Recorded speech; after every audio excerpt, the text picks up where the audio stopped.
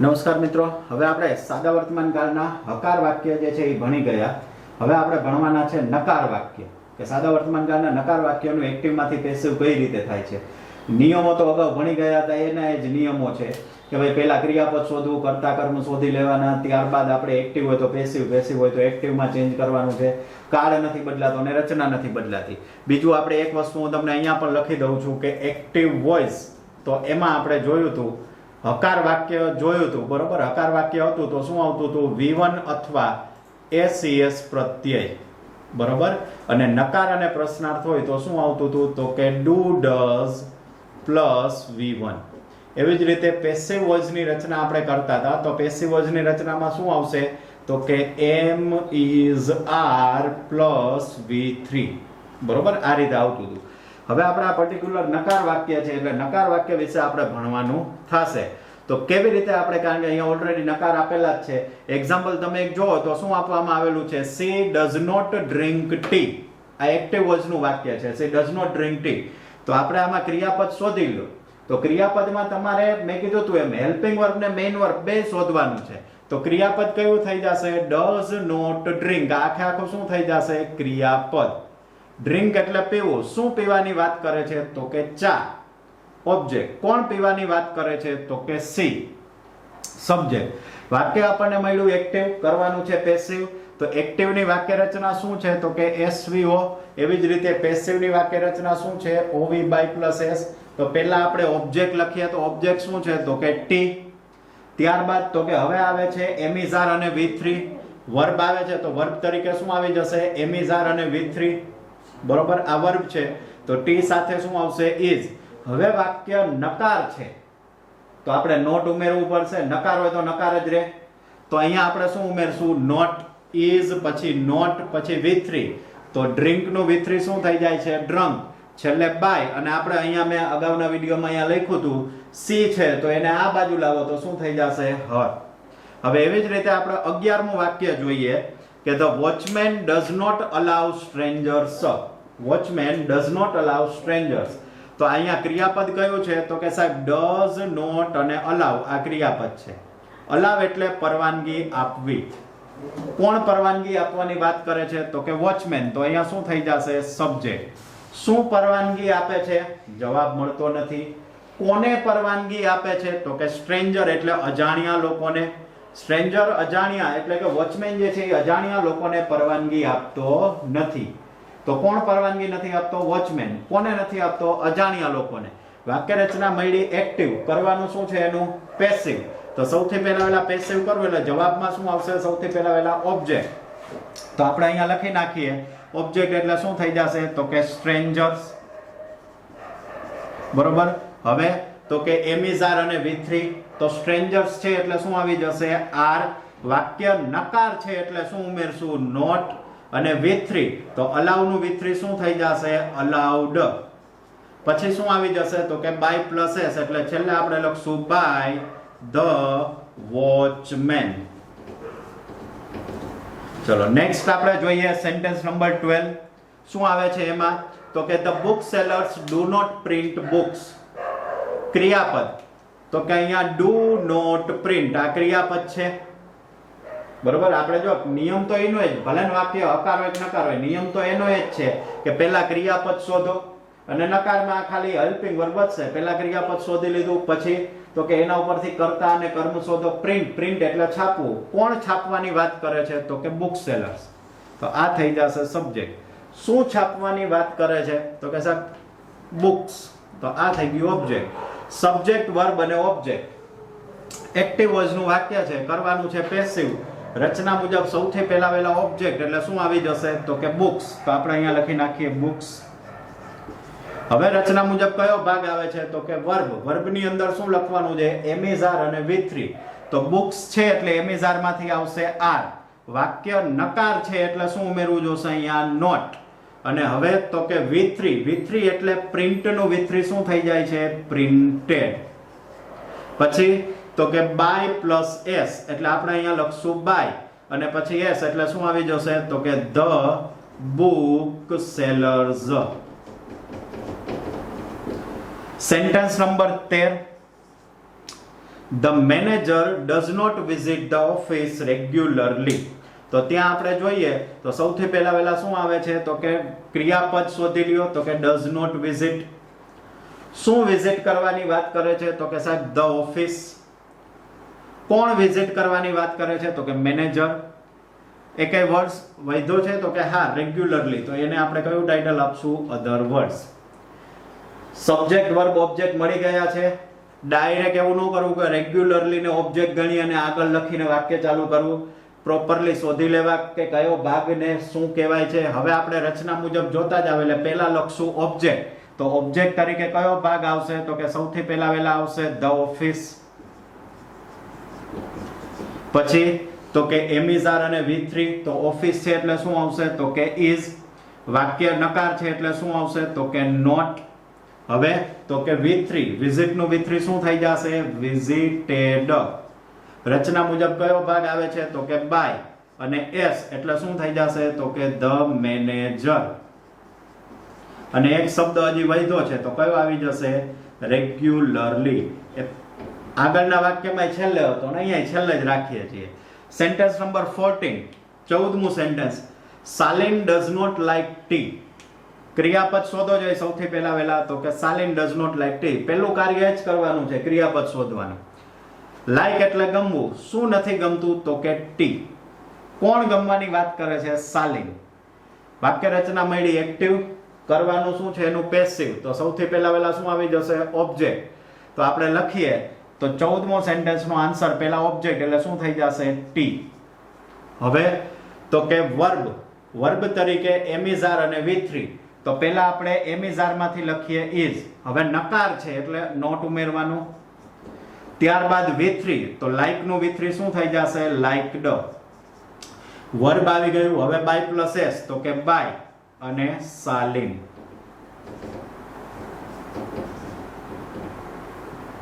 સાલિન. અને એના પછીનું છેલ્લું સેન્ટેન્સ આવે છે Siddharth does not sing songs. તો પહેલા તો અહીંયા આપણે કરી દઈએ અંડરલાઈન. ડઝ નોટ સિંગ એ શું થઈ જશે ક્રિયાપદ. શું ગાવાની વાત કરે છે તો કે સોંગ્સ. આ ઓબ્જેક્ટ. કોણ ગાવાની વાત કરે છે તો કે સિદ્ધાર્થ. વાક્યમાં સબ્જેક્ટ વર્બ અને ઓબ્જેક્ટ મળી ગયા છે. ડાયરેક્ટ એના આન્સર્સ લખો તો સૌથી પહેલા રચના મુજબ લખવાનું છે ઓબ્જેક્ટ. તો શું આવશે આપણે સોંગ્સ. ત્યાર પછી તો કે એમિઝાર અને V3. તો સોંગ્સ માંથી આપણે અહીંયા આર. પછી નકાર છે એટલે શું લખશું તો કે નોટ. ત્યારબાદ V3 તો સિંગ નું V3 શું થઈ જાય છે સંગ. સોંગ્સ આર નોટ સંગ. રચના મુજબ બાય અને છેલ્લે એસ એટલે સિદ્ધાર્થ. જો આપેલા વાક્ય નકાર હતા તો આપણે આન્સરે શું કર્યો છે એનો નકાર કર્યો છે. તો એટલી ખબર પડી કે હકાર વાક્ય હોય તો હકાર રહે, નકાર હોય તો નકાર રહે. તો આ રીતે આપણે જોયું કે એક્ટિવ માંથી પેસિવ કરવું હોય નિયમ તો સરખા જ રહેશે. ખાલી આમાં નિયમમાં આપણે હકાર જોયું અને નકાર જોયું એમાં ખાલી નોટ વચ્ચે ઉમેરાય. બીજો કોઈ ચેન્જીસ આવતો નથી. નમસ્કાર મિત્રો, આપણે એક્ટિવ વોઇસ અને પેસિવ વોઇસ જે છે એનો અભ્યાસ કરતા હતા. એમાં આપણે મેં સમજ્યા હતા કે એક્ટિવ વોઇસ અને પેસિવ વોઇસનો અભ્યાસ કરવો હોય તો સામાન્ય રીતે તમારે વાક્યો મુજબ જે છે એ ભણો. પછી કાળ તો ગમે તે હોય પરંતુ વાક્ય મુજબ એના પ્રકાર જુઓ તો આપણને ખ્યાલ આવે. તો એમાં સાદા વાક્યોમાં શું આવે છે તો કે સાદા વાક્યોની અંદર આવે છે હકાર અને નકાર વાક્યો, જે આપણે અગાઉના લેક્ચર્સમાં જોયા છે. આજના લેક્ચરની અંદર આપણે પ્રશ્નાર્થ વાક્યો જે છે એનો અભ્યાસ કરવાનો રહેશે. પ્રશ્નાર્થ વાક્યમાં સામાન્ય રીતે આમ જુઓ તો બે પ્રકાર પડે છે. એક છે સાદા પ્રશ્નાર્થ વાક્ય જે હેલ્પિંગ વર્બથી ચાલુ થતા હોય અને એક છે WH વાળા પ્રશ્નાર્થ વાક્ય. પરંતુ WH વાળા પ્રશ્નાર્થ વાક્યોમાં પાછા જો આપણે અલગ કરવા હોય તો હુ વાળા વાક્યો જે છે એને અલગ બનાવી શકીએ છીએ. આજે આપણે જે નિયમ સમજીએ બરોબર, જે હું નિયમ તમને સમજાવું છું એ સાદા વર્તમાન કાળ પૂરતો જ સીમિત નથી. એ નિયમો જે છે એ બધા વાક્યોને લાગુ પડશે બરોબર. કાળ ગમે તે હોય પણ નિયમ આનો આ રહેશે. દાખલા તરીકે આપણે એક્ટિવ સાદા વાક્યોને શીખવાતા તો સાદા વાક્યોની અંદર આપણે શીખાતા કે સૌથી પહેલા ક્રિયાપદ શોધી લેવાનું, ક્રિયાપદ ઉપરથી કર્તા અને કર્મ શોધી લેવાના છે. ત્યારબાદ તો કે વાક્યની વોઇસ શોધી લેવાની છે, કાળ શોધી લેવાનો છે બરોબર. આ બધું કમ્પ્લીટ કરી અને પછી એક્ટિવ હોય તો પેસિવ ને પેસિવ હોય તો એક્ટિવ ની રચના મુજબ ફેરવી દેવાનું છે. બીજું કંઈ કરવાનું નથી. અને એના સિવાય આપણે વાત કરીએ તો બે મેં તમને ગોલ્ડન રૂલ કીધા હતા. એ કયા? તો કે એક્ટિવમાંથી પેસિવમાં ફેરવો એટલે વાક્યનો કાળ બદલાતો નથી. વાક્યનો કાળ જે છે એ બદલાશે નહીં. અને બીજું, વાક્યની રચના પણ બદલાશે નહીં. અહીંયા પ્રશ્નાર્થ વાક્ય છે તો આ એક્ટિવ હોય તો પેસિવમાંય પ્રશ્નાર્થ જ રહેશે. હવે આપણે પ્રશ્નાર્થ વાક્યો જે છે એના સૌથી પહેલા તો રૂલ્સ જોઈએ, નિયમો જોઈએ કે આપણે દાખલા તરીકે કોઈ પણ પ્રશ્નાર્થ વાક્ય જે છે એ પ્રશ્નાર્થ વાક્યના નિયમો, પ્રશ્નાર્થ વાક્યના આપણે નિયમો જોઈએ તો એ કેવી રીતે આવશે સામાન્ય રીતે. તો અત્યાર સુધી આપણે જે રચના ભણી ગયા છીએ બરોબર, એ કઈ રચના છે? તો કે એક્ટિવ વોઇસની રચના શું છે? તો કે એસ, વી અને ઓ. બરોબર, એક્ટિવ વોઇસની રચના હું અહીંયા લખું તો કે એસ, વી અને ઓ. પેસિવ વોઇસની રચના જે છે એ શું બને છે? તો કે ઓ, વી બાય પ્લસ એસ. બરોબર, વર્બમાં બે વસ્તુ આવતી હતી. વર્બમાં કેટલી વસ્તુ આવતી હતી? બે. તમને ખ્યાલ હોય તો અગાઉ આપણે ભણી ગયા હતા કે વર્બ તરીકે એક આવે છે હેલ્પિંગ વર્બ એટલે કે HV અને બીજું આવે છે મેઇન વર્બ એટલે કે MV. એવી જ રીતે અહીંયા એ જ વસ્તુ થશે ને, helping verb plus main verb. બરોબર, સામાન્ય રીતે આ રીતે વાક્ય બનતું હોય છે કે વર્બ જે છે હેલ્પિંગ વર્બ અને મેઇન વર્બ બંનેનું બનેલું હોય છે. અમુક અપવાદ છે સાદા વર્તમાન કાળમાં, સાદા ભૂતકાળમાં, એ અલગ વાત છે. બાકી બધા કાળ જોઈ લો એમાં હેલ્પિંગ વર્બ આવે છે, મેઇન વર્બ આવે છે. સાદા કાળમાં do, does, did helping verb આવે છે. બરોબર, ડુ, ડઝ, ડીડ. પછી સાદા ભવિષ્યમાં શેલ, વિલ આવે છે. ચાલુ કાળમાં એમ ઇઝ, આર અને વોઝ, વેર આવે છે. પૂર્ણ કાળની અંદર તો કે પૂર્ણ કાળની અંદર આવે છે હેવ, હેઝ, હેડ જેવા રૂપો આવે છે. તો આ બધા હેલ્પિંગ વર્બ છે. અને મેઇન વર્બ એટલે જે ક્રિયા દર્શાવતા હોય તે. આ રચના થઈ કેવી? તો કે હકાર અને નકાર વાક્યની. નકાર હોય તો અહીંયા વચ્ચે નોટ આપણે ઉમેરતા હતા. હવે આપણે વાક્ય રચના બનાવવાની છે પ્રશ્નાર્થની. બરોબર, કે પ્રશ્નાર્થ વાક્ય હોય જો આ રચના ખાસ તમે તમારી બુકમાં લખી નાખજો કે પ્રશ્નાર્થ વાક્યનું એક્ટિવ વોઇસ હોય તો કેવી રીતે બનાવવાનું. તો કાંઈ નથી કરવાનું, આ જ રચના ફોલો અપ કરવાની છે. એટલે પહેલા તો હું લખી નાખું છું દાખલા તરીકે એસ, વી અને ઓ. આ જ રચના ફોલો અપ કરવાની છે. પરંતુ આ વર્બમાં બે ભાગ પડે છે, એમાંથી એક ભાગને આગળ લઈ લેવાનો છે. એટલે કોને આગળ લેવાનું છે? હેલ્પિંગ વર્બને લઈ લેવાનું છે આગળ. તો પછી અહીંયા કયું વર્બ વધ્યું? તો કે મેઇન વર્બ. બરોબર, અહીંયા કયું વર્બ વધ્યું? Main verb. અને છેલ્લે શું આવી જશે? તો કે પ્રશ્નાર્થ ચિહ્ન, કારણ કે વાક્ય પ્રશ્નાર્થ છે એટલે પ્રશ્નાર્થ ચિહ્ન ખાસ કરવું. હવે આપણે જોઈએ, જો આનું મારે પીવી બનાવવું હોય બરોબર, પ્રશ્નાર્થનું પેસિવ વોઇસ. હવે કાળ ગમે તે હોય, આ રચના કોમન છે. તો આપણે શું છે એની રચના? ઓ, વી બાય પ્લસ એસ. બરોબર, આ રચના આપણે સાદી છે. પ્રશ્નાર્થ રચના કરવી હોય તો કંઈ નથી, આગળ શું લખી નાખવાનું? Helping verb. બરોબર, ત્યારબાદ હેલ્પિંગ વર્બ આગળ લખી નાખ્યું છે. અહીંયા કયું વર્બ વધ્યું છે? Main verb by plus S અને છેલ્લે પ્રશ્નાર્થ ચિહ્ન. આ રચના કઈ બની જશે? તો કે પ્રશ્નાર્થની. કયા પ્રશ્નાર્થની? સાદા પ્રશ્નાર્થની. કયા પ્રશ્નાર્થની રચના બનશે? સાદા પ્રશ્નાર્થની. સાવ એટલે સાવ ઈઝી છે, કઈ રચના નથી. એસવીઓ આવડતું હોય બરોબર, આ એચવી એમવી મેં અલગ કર્યું છે. આની જગ્યાએ તમે એસવીઓ અને ઓવી બાય પ્લસ એસ, આ એ જ રચના છે. પણ વર્બમાં હેલ્પિંગ વર્બ ને મેઇન વર્બ બે આવે છે, એ મેં અહીંયા અલગથી લખ્યું છે. તો એવી રીતે, કારણ કે પ્રશ્નાર્થને હેલ્પિંગ વર્બ આગળ વયું જાય છે એટલે આપણે એને અલગથી ઓળખા. તો એવી રીતે આપણને અહીંયા ખબર પડે છે. બરોબર, તો હવે આપણને એટલી આઈડિયા આવ્યો કે ભાઈ પ્રશ્નાર્થ વાક્યની જો એસવીઓ રચના આવડતી હોય તો સાદા વાક્યની એસવીઓ રચના આવડતી હોય તો પ્રશ્નાર્થ વાક્યની પણ એવી જ રચના જે છે એ બને છે. હવે આપણે જોઈએ, રચના આપણી પાસે આવી ગઈ છે. બસ ખાલી શીખવાની રચના જ હતી, બાકી તો નિયમો સેમ જ છે. શું? ક્રિયાપદ શોધો, કાળ શોધો, વોઇસ શોધો, કર્તા અને કર્મ શોધો, વાત થઈ ગઈ પૂરી. બરોબર, જોઈએ આ રચનાને આપણે એક અલગથી લખી નાખીએ એટલે આપણને ખ્યાલ આવે. હવે દરેક વાક્યમાં નિયમ સરખો જ રહેશે, ખાલી રચના જ તમારે યાદ રાખવાની થશે. બરોબર, તો એ રચનાને હું અહીંયા લખી નાખું સૌથી પહેલા તો પ્રશ્નાર્થ એક્ટિવ વોઇસ. બીજી એક વસ્તુ યાદ કહી દઉં કે પ્રશ્નાર્થમાં આપણે સાદું પ્રશ્નાર્થ ભણીએ છીએ. સાદા પ્રશ્નાર્થ પછી આવશે WH વાળા પ્રશ્નાર્થ, બરોબર, હમણાં જ મેં આગળ કીધું એમ, અને એમાં પાછા વો વાળા અલગ આવે છે, એટલે એ આપણે જ્યારે આવે ત્યારે જોઈશું. પ્રશ્નાર્થની એક્ટિવ વોઇસની અહીંયા હું આગળ એડ કરી દઉં, સાદા પ્રશ્નાર્થની એક્ટિવ વોઇસની રચના મારે કરવી હોય તો શું થાય છે એક્ટિવ વોઇસની રચના?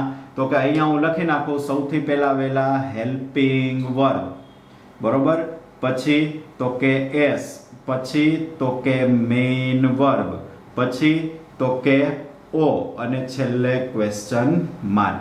હવે એવી જ રીતે મારે સાદા પ્રશ્નાર્થનું પેસિવ જોતું હોય, બરોબર, સાદા પ્રશ્નાર્થ અને એનું પેસિવ વોઇસ, તો કેવી રીતે રચના બનશે? તો કે એની રચના જે છે એ બનશે સૌથી પહેલા વેલા તો હું અહીંયા લખી નાખું ઓ, પછી એમવી, કારણ કે એ વર્બ છે આપણું, બાય પ્લસ એસ પ્લસ પ્રશ્નાર્થ ચિહ્ન, અને અહીંયા શું આવી જશે હેલ્પિંગ વર્બ. ચલો, આ હેલ્પિંગ વર્બ જે છે એ કોને અનુરૂપ મૂકવાનું છે? તો કે એક્ટિવ હોય તો સબ્જેક્ટને અનુરૂપ, એના પછી જે આવે છે એના મુજબ મુકાય.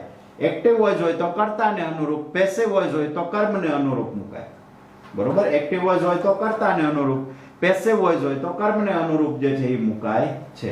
હવે આપણે અહીંયા એક એક્ઝામ્પલ આપેલું છે, બરોબર, એ એક્ઝામ્પલને અહીંયા લખીએ. ડુ યુ સી ફિલ્મ્સ, બરોબર, ડુ યુ સી ફિલ્મ્સ. હવે આપેલી રચના એક્ટિવ છે કે પેસિવ, કેવી રીતે ખબર પડશે આપણને? તો સૌથી પહેલા તો આપણે શું ચેક કરશું? ક્રિયાપદ. ક્રિયાપદમાં કયા બે શોધી લેવાના? હેલ્પિંગ વર્બ અને મેઇન વર્બ, બરોબર. અહીંયા ખાલી આ એકડું કામ વધે છે. અગાઉ આપણે સાદા વાક્યમાં હેલ્પિંગ વર્બ મેઇન વર્બ અલગ નતા કરતા, અહીંયા ખાલી અલગથી શોધવાના રહેશે.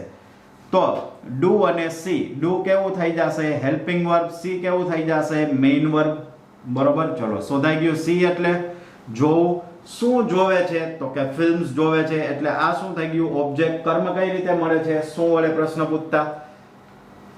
કોણ જોવે છે? તો કે યુ.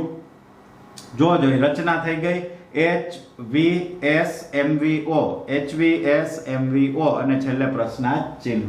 એટલે બધા ભાગ મળી ગયા. તો હવે આપણે આનું પેસિવ કરવું હોય તો સિમ્પલી શું કરવાનું છે?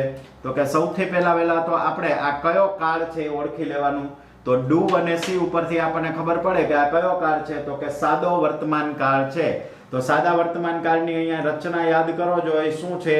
સાદા વર્તમાન કાળની રચના આપણે અત્યારે પ્રશ્નાર્થ ભણીએ છીએ તો પ્રશ્નાર્થનું જ લખીએ, ડુ ડઝ પ્લસ V1, અને પેસિવમાં શું રૂપ આવે છે? એમ ઇઝ આર પ્લસ V3. આપણને ટેન્સ ટેબલમાં ખબર પડે છે આવી, બરોબર. જો એક્ટિવમાં ક્રિયાપદ તરીકે ડુ ડઝ V1 તો ડુ આવ્યું, અને મૂળ રૂપ આવ્યું સી એટલે મૂળ રૂપ V1 થઈ ગયું. તો હવે બસ કાંઈ નથી, આપણી પાસે બધું જ પાર્ટ અવેલેબલ છે. બસ હવે ખાલી વાક્ય જે છે એ બનાવવાનું છે. તો સૌથી પહેલા શરૂઆત કોનાથી કરશું? હેલ્પિંગ વર્બથી. પણ આ હેલ્પિંગ વર્બ કોને અનુરૂપ મુકાશે? ઓબ્જેક્ટને અનુરૂપ મુકાય છે. કોને અનુરૂપ મુકાય છે? ઓબ્જેક્ટને, બરોબર. તો ઓબ્જેક્ટ વાક્યનો શું છે? ફિલ્મ્સ છે. તો ફિલ્મ્સ એટલે તમારે લખવાનું શું છે? પેસિવમાં એમિઝાર લખવાનું છે, કારણ કે આ હેલ્પિંગ વર્બ છે અને આ મેઇન વર્બ છે. તો એમિઝારમાંથી લખવાનું થાય તો એમિઝાર કોના મુજબ મુકાશે? તો કે ઓબ્જેક્ટ મુજબ. ઓબ્જેક્ટ કોણ છે? તો કે ફિલ્મ્સ. તો ફિલ્મ્સ હોય તો ફિલ્મ સાથે એમિઝારમાંથી શું આવે? તો કે આર. તો આપણે લખીએ પહેલા આર. હેલ્પિંગ વર્બ મુકાઈ ગયું. હવે લખવાનો છે ઓબ્જેક્ટ, તો આપણે શું લખશું? ફિલ્મ્સ. હવે રચના મુજબ શું લખવાનું છે? Main verb. તો મેઇન વર્બ તરીકે અહીંયા શું આવે છે? V3. તો સી નું V3 શું થઈ જશે? સીન. ત્યારબાદ રચના મુજબ શું આવે છે? તો કે બાય પ્લસ એસ. તો આપણે અહીંયા શું લખી નાખશું? બાય. અને યુ ને આ બાજુ લઈએ એટલે શું થઈ જાય? યુજ. છેલ્લે શું આવી જશે? Question mark. Are films seen by you, બરોબર. જો ઉપર લખેલું જ છે અહીંયા, are films seen by you. હવે આ એક્ઝામ્પલ હતું. આપણે એક વાક્ય જોઈએ જે અંદર લખેલું છે. Do you read newspaper every day? Do you read newspaper every day, બરોબર. ચલો લાવો, વાક્ય આટલું આપેલું છે, આપણે ક્યાંય ગભરાવાની જરૂર નથી, શાંતિથી એકદમ વાક્ય કરવાના. પહેલા વર્બ શોધી લ્યો, પણ પ્રશ્નાર્થ વાક્ય છે એટલે વર્બમાં કયા બે અલગ અલગ શોધવા પડશે, હેલ્પિંગ વર્બ અને મેઇન વર્બ. તો ડુ જે છે એ શું થઈ ગયું, હેલ્પિંગ વર્બ. રીડ જે છે એ શું થઈ ગયું, તો કે મેઇન વર્બ. રીડ એટલે વાંચવું. શું વાંચે છે, તો કે ન્યૂઝપેપર વાંચે છે. તો સાહેબ આ ઓબ્જેક્ટ. કોણ વાંચે છે, તો કે યુ. બરોબર. ચલો કર્તા કર્મ મળી ગયું. હવે તો કે આ એવરીડે જે છે એ કેવો વર્ડ્સ થયો, અધર વર્ડ્સ. બધા ભાગ મળી ગયા છે. વાક્ય કયા કાળનું છે, તો કે સાદા વર્તમાન કાળનું છે. બરોબર. સાદા વર્તમાન કાળનું વાક્ય હોય તો આ એક્ટિવ છે કે પેસિવ રચના મળી, તો કે સાહેબ એક્ટિવની રચના મળી છે. કરવાનું શું છે એનું, પેસિવ. તો પેસિવ કરતી વખતે અહીંયા એટલું જ ધ્યાન રાખવાનું, ક્રિયાપદ તરીકે શું મૂકવાનું છે, એમિઝાર અને V3. કારણ કે એક્ટિવ માંથી પેસિવ માં ફેરવો એટલે ક્રિયાપદ ચેન્જ થઈ જાય. એટલે આ વાક્યની અંદર આપણે બધા ભાગ જે છે એ મળી ગયા છે. બરોબર. હવે માત્ર કરવાનું શું છે, તો કે રચના મુજબ મૂકતા જાઓ. તો સૌથી પહેલા વેલા એક્ટિવ ની રચના છે એ ખબર પડી ગઈ આપણને. કરવાનું છે પેસિવ, તો સૌથી પહેલા વેલા શું મૂકવાનું આવશે, હેલ્પિંગ વર્બ. તો હેલ્પિંગ વર્બ તરીકે સૌથી પહેલા વેલા શું મૂકવાનું આવે, એમ ઇઝ આર માંથી કોઈ એક મૂકવાનું આવે. તો એમ ઇઝ આર માંથી શું મૂકવાનું આવશે, કેવી રીતે ખબર પડે, તો કે ઓબ્જેક્ટ કોણ છે વાક્યનો, ન્યૂઝપેપર. તો ન્યૂઝપેપર છે તો ન્યૂઝપેપર સાથે એમ ઇઝ આર માંથી શું આવે, તો કે ઇઝ આવે. તો આપણે લખીએ દાખલા તરીકે અહીંયા ઇઝ. હવે તો કે રચના મુજબ ઓબ્જેક્ટ એટલે ન્યૂઝપેપર. ત્યારબાદ મેઇન વર્બ, પણ મેઇન વર્બ તરીકે શું લખવાનું છે, V3. મેઇન વર્બ તરીકે શું આવી જશે, V3. તો અહીંયા રીડ નું V3 શું થાય છે, તો કે રીડ નું V3 થાય છે રેડ, પણ સ્પેલિંગ એનો એ જ, પ્રોનાઉન્સિએશન અલગ છે. બરોબર. ત્યારબાદ તો કે રચના મુજબ બાય પ્લસ s એટલે આપણે લખી નાખીએ બાય અને યુ. ત્યારબાદ તો કે હવે અધર વર્ડ્સ આવે છે તો આપણે શું લખી નાખીએ અધર વર્ડ્સ તરીકે, એવરી ડે અને છેલ્લે ક્વેશ્ચન માર્ક. લ્યો વાત થઈ ગઈ પૂરી. આ તો એક્ઝામ્પલ પહેલું. હવે આપણે આના ઉપરથી એક્ઝામ્પલ્સ જે છે બીજા એક્ઝામ્પલ ચર્ચા કરીએ. બરોબર. તો બીજું એક્ઝામ્પલ જે છે એમાં આપણને શું કહેવામાં આવેલું છે, તો કે ડઝ નેહા પ્લે કેરમ. બરોબર. બીજું એક્ઝામ્પલ જે નેક્સ્ટ બીજું વાક્ય જે છે એમાં આપણને એવું કહે છે કે ડઝ નેહા પ્લે કેરમ. તો ચલો આપણું પહેલું કાર્ય છે ક્રિયાપદને ઓળખી લ્યો. ક્રિયાપદના હેલ્પિંગ વર્બ ને મેઇન વર્બ બેને ઓળખવાનું. તો કે સાહેબ પ્લે જે છે એ મેઇન વર્બ થશે, ડઝ જે છે એ હેલ્પિંગ વર્બ થશે.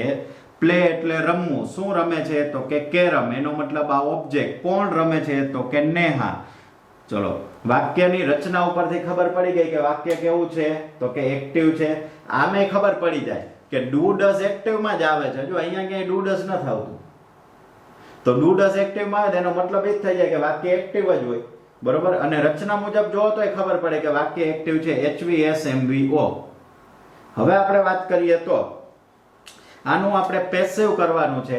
તો પેસિવ કરવું હોય તો સૌથી પહેલા વહેલા મૂકવાનું છે હેલ્પિંગ વર્બ. એટલે કયું હેલ્પિંગ વર્બ આવે, આ વાક્ય સાદા વર્તમાન કાળનું છે એટલે એમ ઇઝ આર અને V3. તો એમ ઇઝ આર માંથી કયું આવશે, તો કે એમ ઇઝ આર માંથી જે મૂકવું હોય એને મૂકવા માટે કોનો સહારો લેવો પડે, તો કે ઓબ્જેક્ટનો. વાક્યમાં ઓબ્જેક્ટ શું છે, તો કે કેરમ છે. કેરમ એટલે એક રમત છે. તો એટલા માટે અહીંયા આપણે જવાબમાં શું આવશે, તો કે સૌથી પહેલા વહેલા આવી જશે ઇઝ. ત્યારબાદ ઇઝ આવ્યું પછી, તો કે ઇઝ પછી આપણે આવે છે ઓબ્જેક્ટ, તો આપણે લખશું કેરમ. પછી તો કે મેઇન વર્બ પ્લે. પ્લે નું કેવું રૂપ કરવાનું છે, V3. તો આપણે અહીંયા લખી નાખશું પ્લેડ. ત્યારબાદ રચનામાં શું આવે છે, બાય પ્લસ s. તો આપણે અહીંયા લખશું બાય નેહા અને છેલ્લે ક્વેશ્ચન માર્ક. તો આ થઈ ગયું બીજું વાક્ય. ત્યાર પછીનું આપણે વાક્ય નંબર આવે છે વાક્ય નંબર આપણે લખશું 17. બરોબર. 18 નંબરનું સેન્ટેન્સ આવે છે does Shwetal like coffee. Does Shwetal like coffee. બરોબર. ચલો શું કાર્ય આપણે કરવાનું છે, ક્રિયાપદ શોધો. અહીંયા છેલ્લે ક્વેશ્ચન માર્ક આવશે. ક્રિયાપદ શોધી લ્યો. તો કે ડઝ અને લાઈક. ડઝ એ સાહેબ હેલ્પિંગ વર્બ, લાઈક એ મેઇન વર્બ, બરોબર. લાઈક એટલે ગમવું. શું ગમવાની વાત કરે છે? તો કે કોફી. કોણ ગમવાની વાત કરે છે? તો કે શ્વેતલ. ચલો રચના ઉપરથી જો નક્કી કરો, જો વાક્ય કેવું છે, SVO આવી ગયું, SVO આવી ગયું એટલે સિમ્પલ રચના, એક્ટિવ વોઇસ. કરવાનું છે એનું પેસિવ. તો પેસિવ કરવું હોય તો સૌથી પહેલા શું મૂકવાનું આવશે? Helping verb. તો હેલ્પિંગ વર્બ તરીકે એમિઝાર માંથી આવે, પણ એમિઝાર માંથી શું લખવું એ કોને નક્કી કરે? ઓબ્જેક્ટ નક્કી કરે. ઓબ્જેક્ટ કોણ છે? કોફી. તો કોફી સાથે કયો શબ્દ આવે? ઇઝ આવે. કોફી સાથે કયો શબ્દ આવે? ઇઝ. ત્યારબાદ આપણે અહીંયા લખીએ કોફી, બરોબર, ઇઝ કોફી. પછી તો કે ત્યારબાદ રચના મુજબ આવે છે મેઇન વર્બ. તો લાઈક નું કેવું રૂપ થઈ જશે? V3. તો લાઈક નું V3 એટલે શું થઈ જશે? લાઈકડ, બરોબર. ત્યારબાદ તો કે રચના મુજબ આવે છે બાય પ્લસ એસ, એટલે આપણે અહીંયા લખશું બાય શ્વેતલ, અને છેલ્લે ક્વેશ્ચન માર્ક. સેન્ટેન્સ નંબર 19 આપણે જોઈએ. 19મું સેન્ટેન્સ આપણે જોઈએ. તો 19મું સેન્ટેન્સ શું કહે છે? તો કે do they show children's films? Do they show children's films? બરોબર. તો ચલો હવે આપણે આમાંથી પહેલા તો સૌથી પહેલા આપણું નોર્મલ કાર્ય છે, રેગ્યુલર એક્ટિવિટી એ કરી નાખો. પહેલા તો ક્રિયાપદ શોધી લ્યો. કયા બે ક્રિયાપદ? હેલ્પિંગ વર્બ અને મેઇન વર્બ. તો કે આ હેલ્પિંગ વર્બ, આ મેઇન વર્બ. શો એટલે બતાવવું. શું બતાવે છે? ફિલ્મ્સ. પણ ફિલ્મ્સ પહેલા એક શબ્દ રહી ગયો છે. જો પછી શબ્દ રહી જાય ને એ અધર વર્ડ ગણવાના, પહેલા રહી જાય ને એને કર્મ ગણવાનો. જો અહીંયા દાખલા તરીકે આગળના વાક્યમાં આવી ગયું હતું એવરી ડે, તો એવરી ડે આપણે પછી રહી જતો હતો શબ્દ, તો એને અધર વર્ડ્સ ગણ્યો હતો. અહીંયા ફિલ્મ શું દેખાડે છે? ફિલ્મ બતાવે છે, પણ ફિલ્મ પહેલા એક શબ્દ રહી ગયો છે ચિલ્ડ્રન્સ, તો આપણે આખો ઓબ્જેક્ટ ને ગણવાનો. ધ્યેયને આપણે શું ગણશું? સબ્જેક્ટ. રચના મળી SVO, એનો મતલબ કે એક્ટિવ છે, કરવાનું છે પેસિવ, તો સૌથી પહેલા મૂકવાનું આવશે હેલ્પિંગ વર્બ, બરોબર. હવે માની લ્યો અત્યાર સુધી આપણે હેલ્પિંગ વર્બ પહેલા ડિસાઈડ કરીને મૂક્યું. માની લ્યો તમને એવું થાય છે કે મારે શું હેલ્પિંગ વર્બ મૂકવું ખબર ન પડે, તો હેલ્પિંગ વર્બ ની જગ્યા રાખી દો, ડાયરેક્ટ ઓબ્જેક્ટ લખો. ઓબ્જેક્ટ શું છે વાક્યનો? Children's films. તો આપણે અહીંયા લખી નાખીએ પહેલા. અત્યારે હેલ્પિંગ વર્બ નથી લખતા, શું લખીએ છીએ? ચિલ્ડ્રન્સ ફિલ્મ્સ, બરોબર. હવે રચના મુજબ આગળ આવતા રહ્યો. મેઇન વર્બ શું છે? સો. સો નું V3 શું થાય છે? સોડ. લખતા જાઓ. ત્યારબાદ તો કે બાય પ્લસ એસ, તો આપણે અહીંયા લખી નાખશું બાય. અને ધ્યેય છે, ધ્યેય એટલે સર્વનામ હતું. ઓલું આપણે જોયું હતું ને, આઈ આ બાજુ આવે તો મી, વી આ બાજુ આવે તો અસ, યુ આ બાજુ આવે તો યુ, બરોબર. ત્યારબાદ હી આ બાજુ આવે તો હિમ, સી આ બાજુ આવે તો હર, ઇટ આ બાજુ આવે તો ઇટ, અને ધ્યેય તો આ બાજુ આવે તો એનું શું થઈ જાય? ધેમ. એટલે આપણે અહીંયા લખશું ધેમ, છેલ્લે ક્વેશ્ચન માર્ક. હજી આપણે એક કાર્ય લખવાનું બાકી છે. શું? Helping verb. તો હેલ્પિંગ વર્બ જે છે એ ઓબ્જેક્ટ મુજબ મુકાય. ઓબ્જેક્ટ શું છે? Childrens films. તો એમિઝાર માંથી શું મુકાશે? આર. પણ આ પદ્ધતિ જે છે એ અનુસરવી નહીં. કેમ? પદ્ધતિ સાચી જ છે, જવાબ એ સાચો છે, પરંતુ આમાં તમે ઓબ્જેક્ટ લખીને પછી શું કરશો? છેલ્લે છે ને બાય ધેમ લખીને વાક્ય કરી નાખશો પૂરું.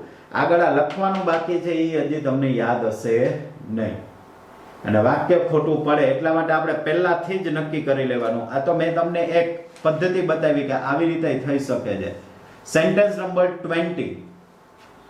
Do we learn English પાઠમાલા? Do we learn English પાઠમાલા? તો હવે એમાં કઈ રીતે આવશે? તો કે સૌથી પહેલા તો ચલો ક્રિયાપદ શોધી લ્યો. જો કયું આવશે? ડુ અને લર્ન. ડુ જે છે એ થઈ જશે હેલ્પિંગ વર્બ, લર્ન જે છે એ થઈ જશે મેઇન વર્બ, બરોબર. હવે શું કરવાનું છે? તો કે લર્ન એટલે શીખવું. શું શીખવાની વાત કહે છે? ઇંગ્લિશ પાઠમાલા. કોણ શીખવાની વાત કરે છે તો કે વી. વાક્ય રચના મળી એક્ટિવ, કરવાનું શું છે એનું પેસિવ. તો પેસિવ મુજબ સૌથી પહેલા શું આવે છે હેલ્પિંગ વર્બ. હેલ્પિંગ વર્બ કોને અનુસરીને મુકાય ઓબ્જેક્ટ. હેલ્પિંગ વર્બ તરીકે મૂકવાનું શું છે તો કે એમ ઇઝ આર. તો ઓબ્જેક્ટ શું છે વાક્યનો ઇંગ્લિશ પાઠમાલા એટલે આવશે ઇઝ. ત્યાર પછી રચના મુજબ આવે છે ઇંગ્લિશ પાઠમાલા. બરોબર. હવે રચના મુજબ શું આવે છે મેઇન વર્બ. તો મેઇન વર્બ તરીકે શું મૂકવાનું છે V3. તો લર્ન નું V3 શું આવશે લર્ન્ટ. બાય. અને હવે તો કે બાય પ્લસ એસ એટલે વી છે તો આ બાજુ આવે તો શું થઈ જશે અસ અને છેલ્લે ક્વેશ્ચન માર્ક. તો આ આપણે થયું સાદા પ્રશ્નાર્થ વાક્યનું એક્ટિવ માંથી પેસિવ. એનો રૂલ્સ શું આવ્યો તો એ આપણે જોઈ લઈએ કે જે આપણે અત્યાર સુધી હેલ્પિંગ વર્બ ને મેઇન વર્બ ભેગા લેતા હતા એમાંથી હેલ્પિંગ વર્બ ભેગા આગળ લઈ લ્યો, પાછળ પ્રશ્નાર્થ ચિહ્ન કરી દો, બાકીની રચના તો એઝ ઇટ ઇઝ જ છે. કદાચ ને તમને એવો આઈડિયા ન આવે તો હું આટલું કાઢી નાખું ને અહીંયા મૂકી દઉં વર્બ. તો થઈ ગયું કે નહીં. HV OV by plus S વાત થઈ ગઈ પૂરી. એની જ રચના આવે છે, ખાલી HV ક્યાં લખી નાખવાનું છે આગળ. બરોબર. અને આ જે છે એ તો ટેન્સ ટેબલ માંથી આવે છે. તો આ હતા સાદા પ્રશ્નાર્થ વાક્યોનું પેસિવ.